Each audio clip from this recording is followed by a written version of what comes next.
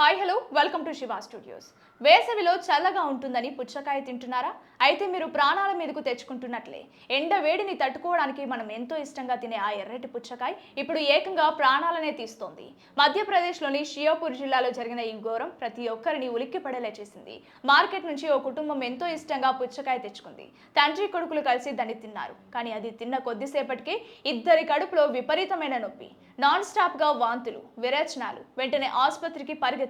కానీ అప్పటికే ఆ తండ్రి ప్రాణాలు వదిలాడు. కొడుకు ఇప్పుడు ఐసీయూలో చావు బతుకుల మధ్య పోరాడుతున్నాడు. ఇది సివియర్ ఫుడ్ పాయిజనింగ్ అని డాక్టర్లు చెప్తున్నారు. కొంతమంది వ్యాపారులు పుచ్చకాయ త్వరగా పండడానికి, లోపల ఎర్రగా నిగనిగలాడుతూ కనిపించడానికి ఆక్సిటిన్ లాంటి ప్రాణాంతకమైన రసాయనాలు, ఇంజెక్షన్లు గుచ్చుతున్నారు. ఆ కెమికల్స్ మన పొట్టలోకి వెళ్లి నేరుగా మన ప్రాణాలు తీస్తున్నాయి.